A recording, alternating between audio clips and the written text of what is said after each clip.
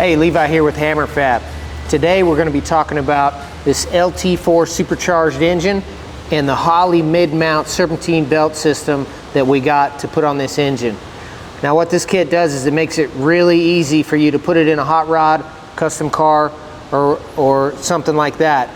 So the advantages of getting this mid-mount kit is it adapts it from an electric power steering to a hydraulic power steering so that you can use it with a modern rack and pinion, and it keeps all of the accessories nice and tight to the motor midway up on the engine instead of hanging down low where it's going to hit your chassis, and they're not so high that they look stupid when you pop the hood. Now when it relates to the 3rd gen Camaro, which is what this engine is going in pretty soon, I don't know for sure if the mid-mount system is going to fit with any modifications or not. I'm just kind of taking a guess at it because I couldn't find anybody that was doing this yet.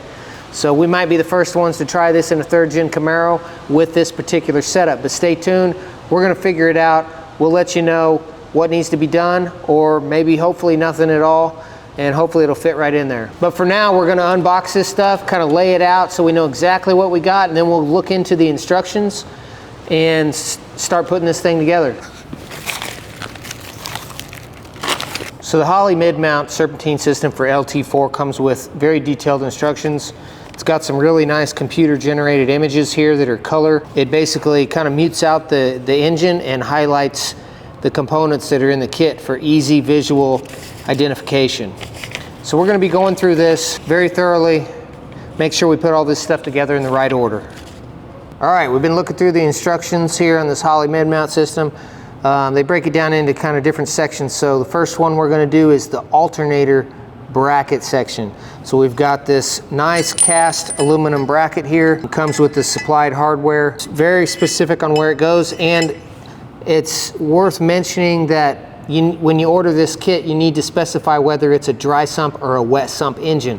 In our case, this is a dry sump engine, which basically means you're going to have less parts if you get the dry sump one, or different parts.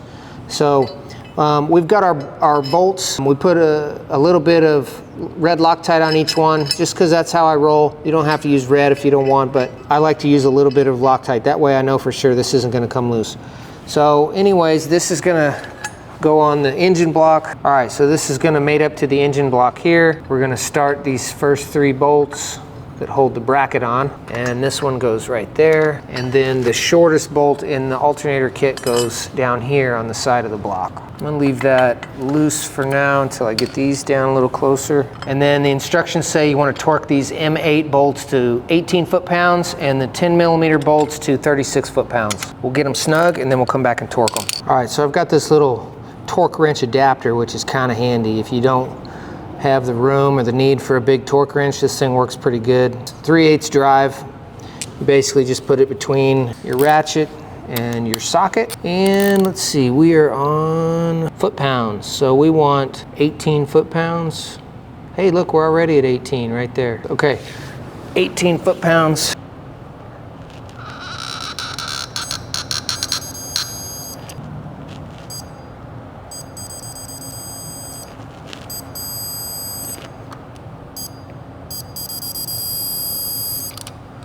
All right, now we got to put on this tensioner idler bracket. It uses a 10mm screw here by 100mm and an 8x40mm screw. Now this one bolts right to the bracket that we just put on. All right, that goes there like that. Threads into the previous bracket with the number 10, or the 10mm. And then this one lines up with that hole in the bracket as well. It's seems like a pretty long bolt, but that's what they call for. All right, I'm just gonna snug it, and then we'll get the torque wrench. 18 foot-pounds on that one. And this one needs to be 36 foot-pounds, which is a bigger socket.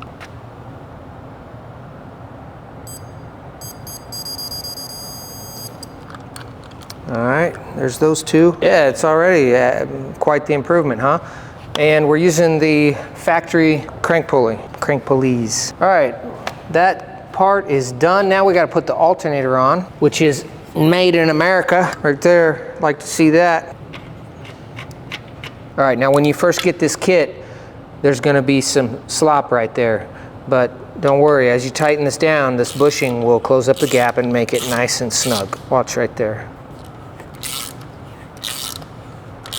And now there's no slop. All right, now that we got the alternator bracket and the alternator installed with the tensioner and the idler, we're ready to move on to the water pump. So the Holley mid-mount kit comes with its own water pump. You no longer use the factory one. There's a few things we need to do here in advance. Oh, yeah, okay. So I do have to go get the temperature sensor out of the old one and put it into this one. So I'll have to go do that. All right, so we got the old water pump housing here, dug it out of storage. I just need to get this temperature sensor off of here.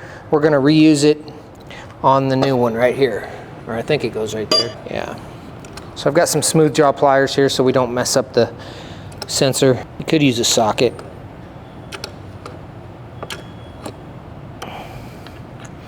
All right, this has a copper crush washer on it, but we're gonna use some Gorilla pipe and thread sealant on the threads just in case, because we don't want that thing leaking.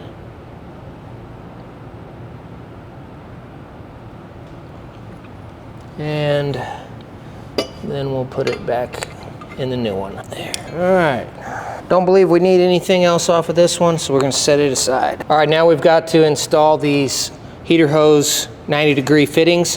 One of them is smaller than the other, so make sure you take note of that. Install the adapter with the smaller barb on the port labeled out.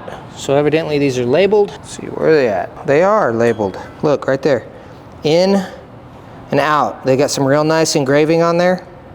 That's handy. That makes this very easy. And then it looks like they have swivel fittings on there, so you can rotate it all the way. All right, so the small one goes on the one labeled out. We're gonna put some of this sealant on there. Make sure you get it into all the threads. I always do that before I put it on. And if you need a little more, get a little more. There may be some excess squeeze out, but that's kind of what you want. And then I'll just wipe the excess off down in there. And then this is gonna be kind of tricky to get started because maybe it'll spin by hand. Yeah, it'll spin by hand. That's nice too. All right, now those are pipe fittings, so the tighter they get, the better they seal. You wanna make sure you get this nice and tight. You don't want that guy leaking after you put it on. You have to tear the whole thing apart. All right, that's good. And then obviously the other one goes in the other hole.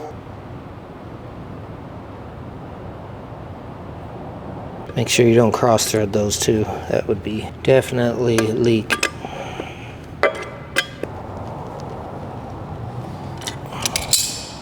All right, now after those are tight, you can still swivel the fittings, which that's a really nice feature. Okay, I think we're done with that page. Yeah, and it says before you assemble on the car, install the heater hose swivel adapters. We just did that. All right, we're ready to start assembling the water pump housing and the water pump. So the instructions say explicitly here, for dry sump applications, which is what we have, use the provided pump, part number 97-245. Do not use the original dry sump water pump assembly. The original pump is the wrong rotation direction for the Holley accessory drive. Using the incorrect pump will decrease cooling and may damage the engine. Use the new pump. All right, so it comes with a new gasket, metal gasket, or I don't know, it may not, maybe it's plastic, feels like metal. And it has a little embossed stamping on there. So, and then there's a pin on here that makes it so you cannot get it wrong. It'll only go one direction. It will not go this direction and still line up. So it has to go this direction, which that's nice. So we're gonna put that on there, and then we're gonna use the new pump. And it even has an arrow on here showing the direction of rotation, which the stock one does not have an arrow because they didn't care. So we're going to, and there again, this has a little dowel pin location for that pin. So it has to go in that location. Now you can rotate this a little bit to see where that blank spot is right there. And just make sure your gasket stays there. Now it's going to be a tight fit going down in there. I think we're there. Yeah, that feels good. And then we've got 9 of these 6mm by 20 flange head screws. We're going to put a little bit of Loctite on each one.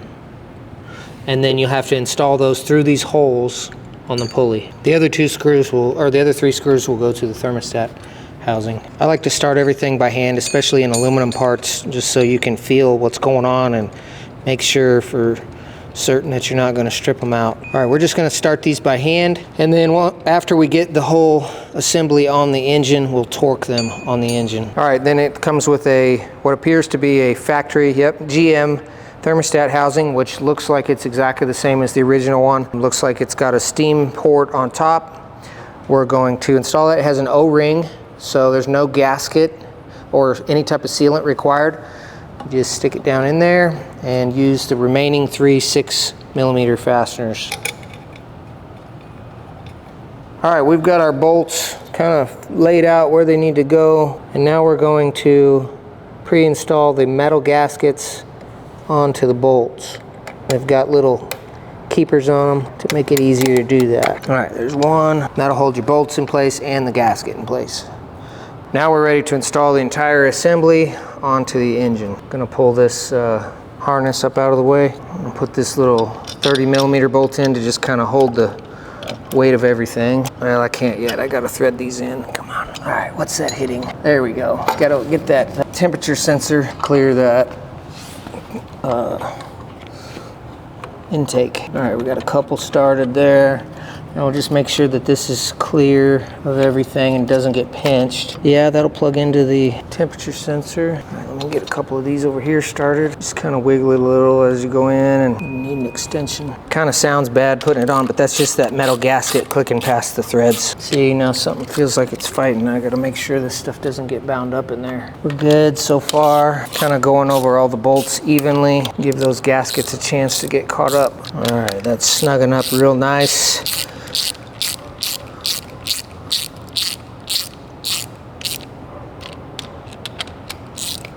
We'll get them all snug and then we'll come back and torque them. All right, now we can put in this other 30mm bolt right over here. May need to get a wrench on that one. Can't get a socket in there, so I'm gonna use the ratchet wrench. There again, it's got that bushing that collapses to make sure you get it nice and fit on there real good. All right, now we're gonna go over and torque all those bolts, and then we can move on to the next step.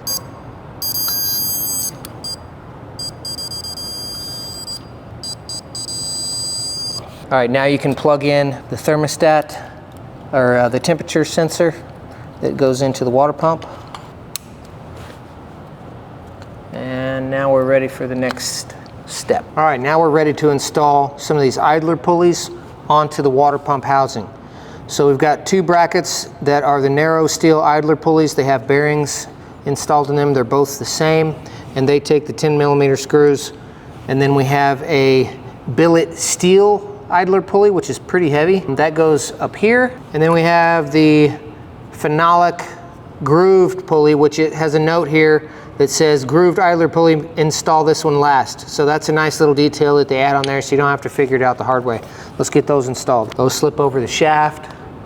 And then we've got 2 10mm fasteners. We've got a little bit of red Loctite on those. And these will get torqued to 36 foot-pounds.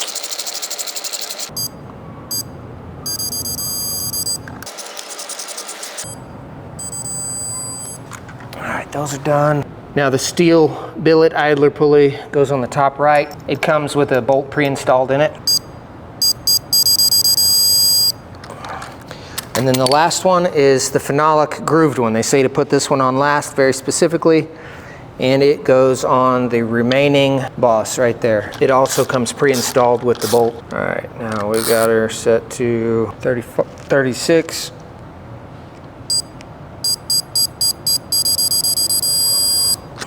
And that's done. Now I gotta take the sticker off because it bugs the heck out of me. Didn't get all the goo. We'll get that off later. And that's all the idler pulleys. All right, so the Sandin compressor comes with the Holley mid-mount thing, which is a very common compressor for your AC system. It takes R134A. Now, like the mid-mount bracketry, it too comes with these kind of slip crush bushings. But if we made it up right now, the overall width between this bushing and this face is about 1/8 of an inch too much.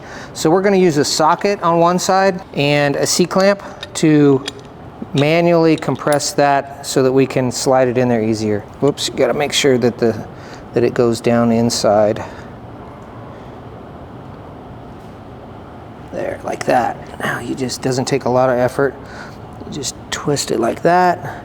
We'll just go a little bit at a time and then try it. And then I believe as you tighten it back up, it'll do like the other ones did and kind of find its natural home. Take a couple tries.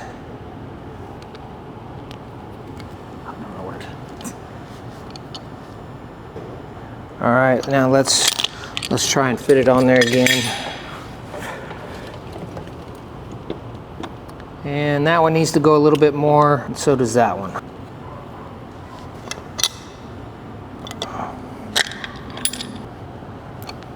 All right, so we pretty much crushed those down all the way so that now they're slipping further this way. They should go right on there now.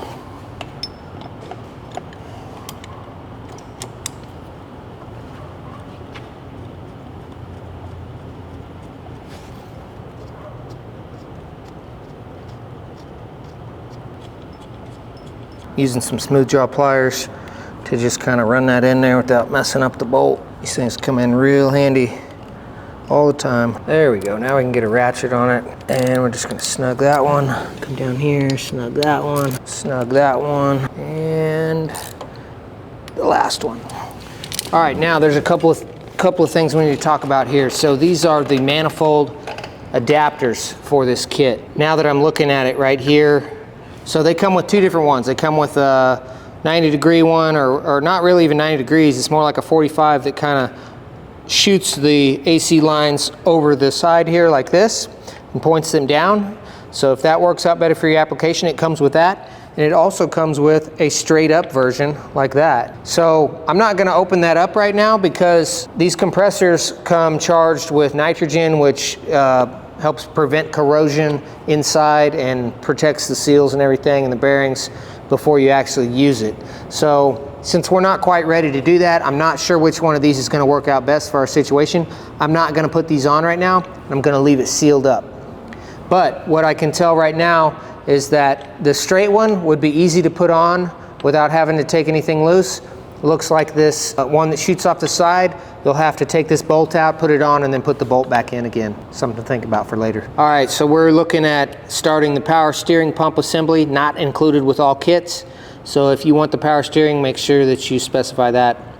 This looks like a nice pump. It's real small. This one has a spline shaft on it, and the back side of this pulley has splines on it. So one of the first things it says in the instructions, highlighted in red, is to remove the supply tube that comes with the part and discard it. So we're going to take that one off, and we're going to install this one. So let's do that.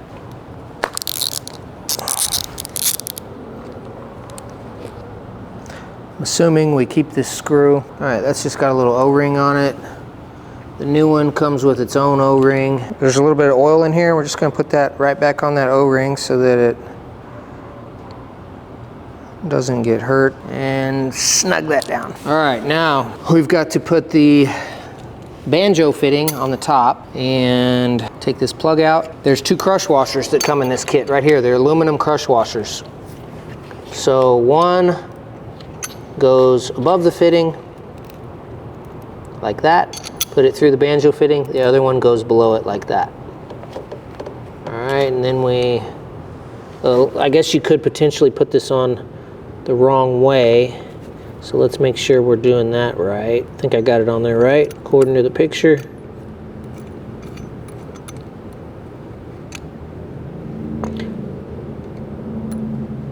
And we need an Allen wrench for that. All right, now I don't know exactly what, hand tighten only at this time, and that's probably because we don't know what rotation it needs to be. It does say use the original O-ring if it's not damaged, replace a replacement one is supplied, so whatever. I didn't use the original one. That's what I get for not reading ahead. Approximate tube orientation after assembled. Looks correct to me. Now we're going to install the pump into the back of this bracket. The bracket comes with the pulley pre-installed, and as you can see down in there, there's splines that match up with this. So let's see if there's anything we need to know. First, install the two 8mm 70 button head bolts. Where are those? There's one of them. We're missing one of those. All right, we're installing the power steering pump on the back of the Holley bracketry. We were missing one bolt out of the kit, which is kind of a bummer. I'll have to order some, but in the meantime, For video purposes, I've got one that's close to the right length, but it's the wrong head. So I don't know if that's gonna clear or not, but we'll just try it out. It says you have to install these first. So I'll have to take it back apart to put that on, but not a big deal. We just won't Loctite anything yet. And then of course I don't have one that size over here. Let me go get a socket for that.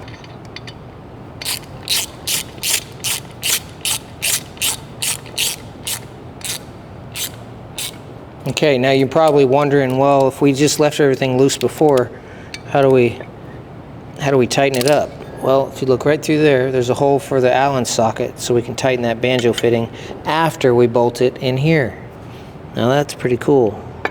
So there should be two small fasteners. That's these here. Now these ones are specific for this. They have knurled backs on them. Sorry, serrated shoulders on them. So those go right there. Like that. All right, let's read some notes here. All right, now you can torque the banjo bolt to 25 foot-pounds, which we're not going to do yet because I got to take this back off. So now you can tighten that banjo fitting through this hole in the casting, which is pretty handy. And then we need to note, it may be desirable to install the pump feed hose before installing the bracket assembly to the engine. Access to this tube may be difficult after assembly, especially on dry sump applications, which is what we have. So that they're talking about this tube right here and hooking up the return line to that. So, or I'm sorry, the pump feed hose. So we may have to take it off again anyways to do that. So not a big deal. We'll just have to remember that this whole assembly is not tight yet. We'll visit that later. Next, we're going to install this whole bracket on the engine. So we need what looks like are these remaining bolts. So let's do that. All right, now that bolt goes there, that one goes there, and that one goes, that's not right. I think, I don't know what we got there. We got the, oh wait, maybe it goes through something else. Okay, this one, yeah. Oh, wait a minute, why do we got a bolt there? I guess we gotta take that bolt back out and we use this longer one there instead. Yeah, we gotta take that one out. Oh, not too bad. Ow, that thing's digging into my ankle. All right, so we're gonna replace that one with this one. So that's sticking out because it has to go through this and the water pump housing. All right, let's put that up on there. That one goes up there, goes up there.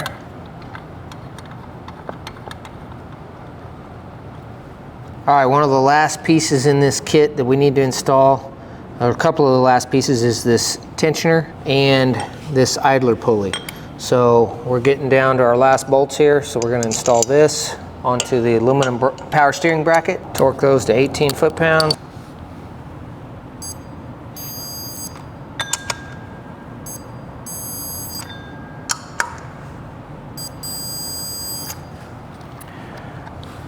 And then we'll put on the idler pulley. Comes with a supplied bolt. I just put a little bit of red Loctite on it, and that one goes right down here.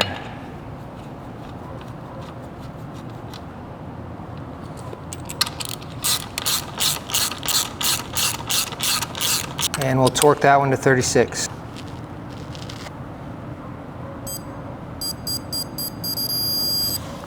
The next step is to put the belts on, but it also comes with this throttle body angle adapter kit, which kind of sounds like you may use it, you may not use it. Let's open it up, see what it looks like. Maybe we'll try and put the belts on first and just kind of see what it's all about. Maybe it'll work with our configuration, maybe not.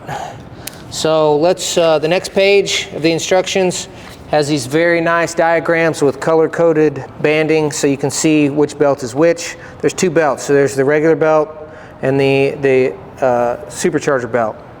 So we're going to do first install the accessory belt as shown below. It says if installing the accessory bracket only, or the alternator bracket only, follow the OE accessory belt routing instead of below. But we're not only doing that, we're doing all of it. So we're going to follow their routing instructions. Shows you how to work the tensioner. So yeah, let's try that. I'm assuming the green belt is the green drawing. All right, so we go over that, over that. No, that's not right. That doesn't even fit in there. It's not that one. That's the supercharger belt. That's what I get for assuming. All right, there we go. That fits in there. Go under that pulley, the idler, around the back of the crank pulley. Okay, now we go up over this tensioner, back down around the alternator, and then we're ready to put a ratchet on it, and we're going to put the ratchet on this guy here. We're going to go clockwise, it says, which doesn't sound right. I'm going to need a bigger ratchet than that. All right, we got a ratchet here with a little bit more leverage. I'm gonna get this ready to plop over there. All right, here we go.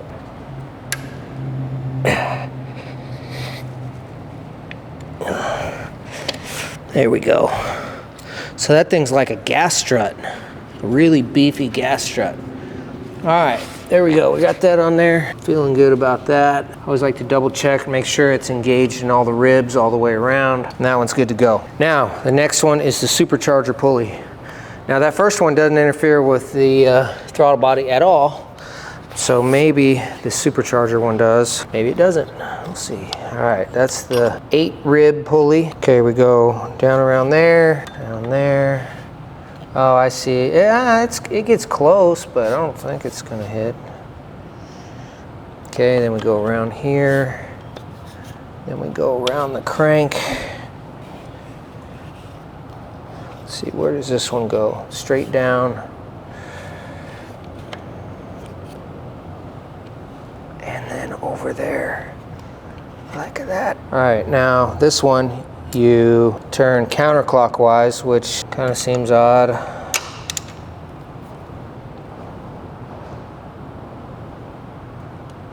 Oh, that's working.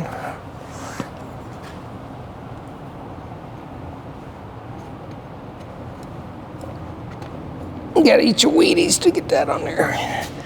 Man.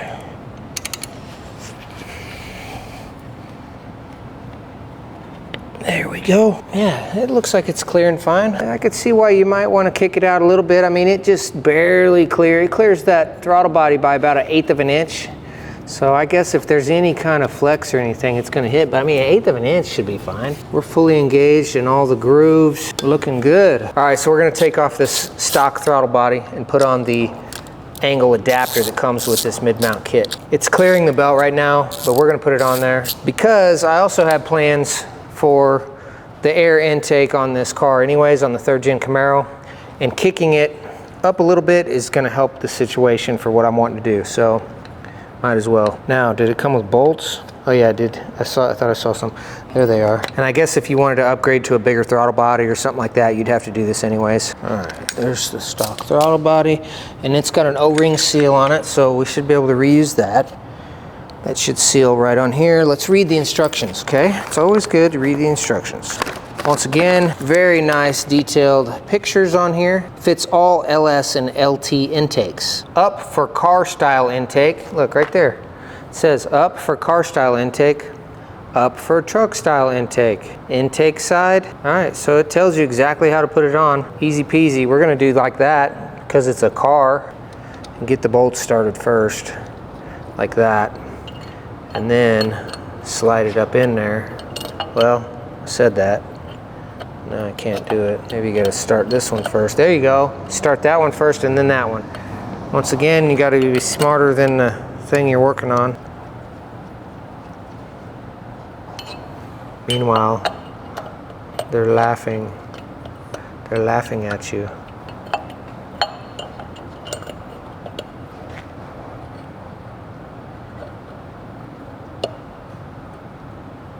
Oops, we don't want to hurt the gasket. All right, now we got that in there. Let's just run those down snug for now. All right, we're able to get a wrench in there. Yeah. All right, now let's get the other ones going before we get too far. All right, got all 4 of them started. I just had an idea for a product for 3rd gens to solve this problem right here. Can't tell you about it right now though. You have to wait. wait for a future video, and if I turn it into a product, it'll be epic for 3rd gens. All right, we're not torquing these, we're just getting them snug because it's got that nice O-ring in there. And then we'll come back up here to these and snug them. Perfect. Now we can put the throttle body back on, but we got to swap these bolts. The stock bolts will no longer be used. We'll replace them with these provided bolts that only protrude just enough. Uh-oh, now I done it. The last bolt freaking cross-threaded. Dang it. Story of my life. It's always got to be the last one. That's what I get for getting in a hurry. Got a little bit of gold aluminum in there. Yeah, I freaking cross-threaded that thing. All right, let me get some anti-seize. You know, it's like all those sitcoms, the reality shows. Everybody likes watching them because they like to watch everybody else screw up. All right, I'm chasing these threads here just to make sure that we're good. All right, that's feeling better. It's still snug, but it's not stripped out. All right, what did we learn today, kids? Use anti-seize on your bolts when you're going into freshly machined aluminum. I've been doing this for like 20 years and I still get in a hurry and it gets me every now and then. All right, so I'm gonna start that one first because there's no sense in moving forward unless that one goes in.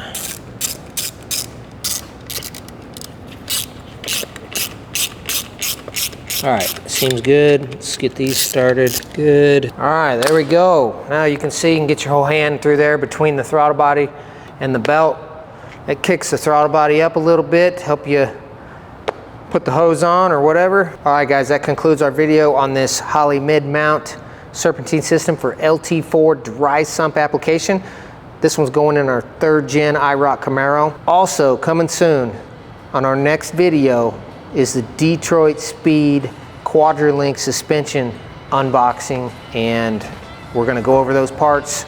We're gonna look at the stock suspension and see what we can do to upgrade this suspension. See you next time.